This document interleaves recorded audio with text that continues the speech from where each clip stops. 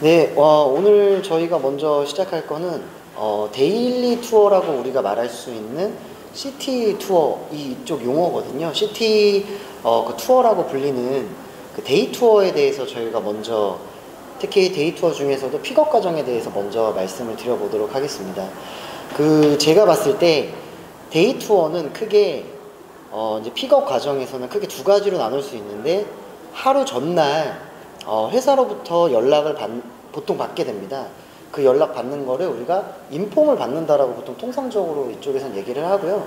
그 인폼이 하루 전에 받게 되면 이제 우리가 거기서 확인해야 될 사항이 있고, 이제 당일날 그 호텔 혹은 픽업해야 하는 장소에 가셨을 때 해야 되는 그 몇 가지 체크 사항들이 있는데, 그것들을 지금 한번 확인해 보도록 하겠습니다.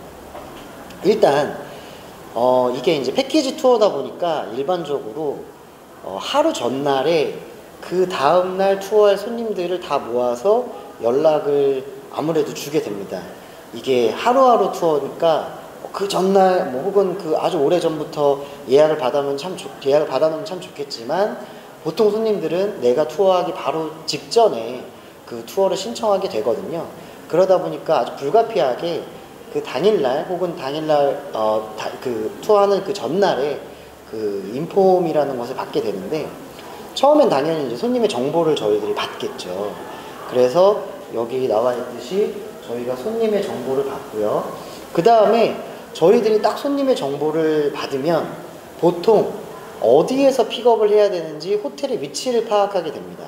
인원이 적으면 한 호텔만 우리가 가야 한다, 그런 문제가 없겠지만, 예를 들면 우리 상품을 신청한 손님이 예를 들면 여러 호텔에서 나올 수 있잖아요.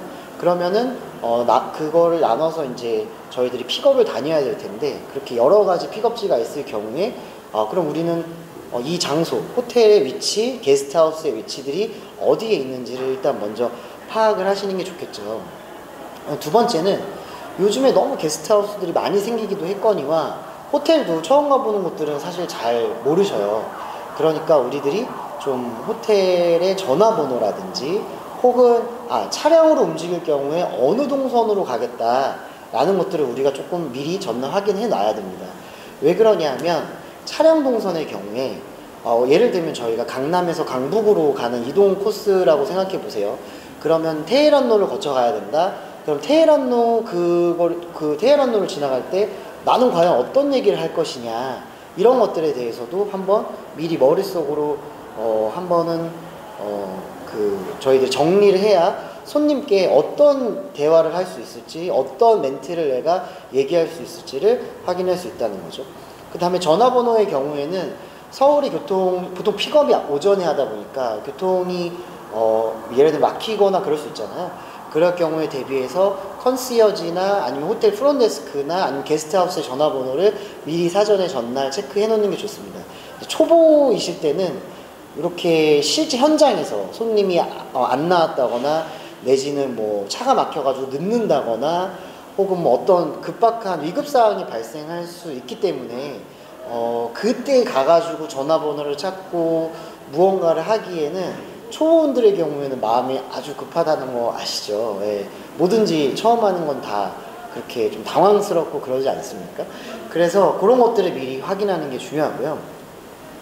아까 말씀드렸듯이 호텔의 위치를 정확히 그렇기 때문에 파악해 두는 것이 중요합니다. 예를 들면 저희들이 어떤 경우들이 제가 초보 때 어떤 일들을 많이 겪었냐면, 이제 강남 그 삼성역에 가시면 인터컨티넨탈 호텔이 있고요. 그 다음에 그 코엑스 쪽에 삼성역이 그랜드 인터컨티넨탈, 지금은 물론 이름이 바뀌었지만 당시에 그랜드 인터컨티넨탈 있고요. 그 다음에 코엑스 인터컨티넨탈 호텔이 있습니다. 그 다음에 또 남산 쪽에 그랜드 하얏트 있죠. 그 다음에 삼성역에 파크 하얏트 호텔이 있습니다. 이런 식으로 메리어트도 굉장히 여러 개가 있고요.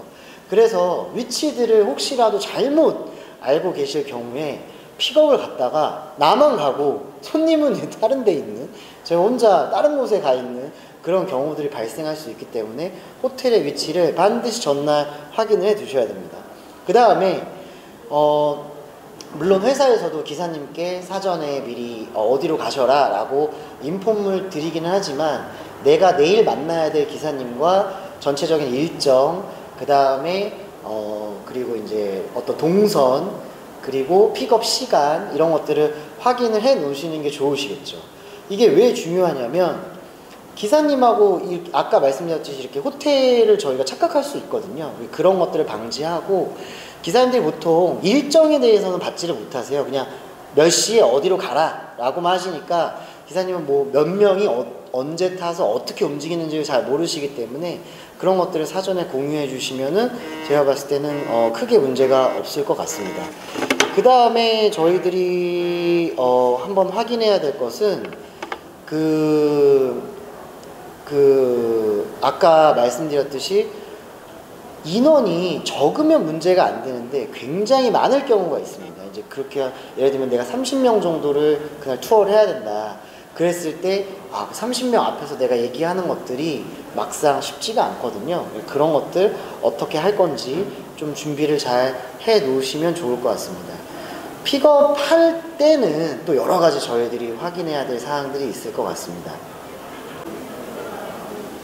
다음은 저희가 이제 막상 이렇게 픽업을 하러 간다 하더라도 굉장히 그날 아침에 여러 가지 상황이 발생할 수 있습니다. 이거는 이제 예상치 못한 여러 가지 상황이 발생할 수 있는데요.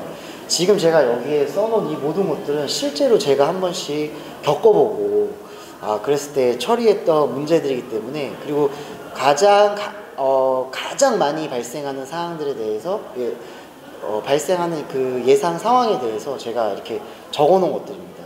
그래서 저는 이제 크게 손님이 나오지 않았을 경우, 그 다음에 픽업이 지연됐을 경우, 그 다음에 인원이나 정보가 회사에서 준 거랑 틀릴 경우 혹은 다를 경우, 그럴 때 이제 어떻게 할 것이냐, 그 다음에 손님한테 컴플레인이 나올 수 있는 상황들에 대해서 몇 가지로 정리를 해 봤는데요. 그것들에 대해서 제가 말씀을 드리도록 하겠습니다. 첫 번째, 이제 손님이 나오지 않았을 경우인데, 요 손님이 나오지 않는 경우도 굉장히 다양한 상황에서 손님이 나오지 않을 수 있습니다. 예를 들면 손님이 시간을 착각할 수도 있지만 예약을 잘못한 경우도 있을 수도 있고, 그리고 손님이 시간은 알지만 일부러 또 그런 거 개의치 않고 늦게 나오시는 손님들도 있을 수 있습니다. 그러니까 어떠한 경우냐에 따라서 내가 대처해야 할 그 상황이나 방향이 많이 달라질 수 있을 것이다 라고 이제 생각이 되겠죠. 첫 번째로 손님이 나오지 않았으면 일단은 컨시어지나 로비에 먼저 문의를 하시는 게 좋을 것 같습니다. 까지 하겠습니다.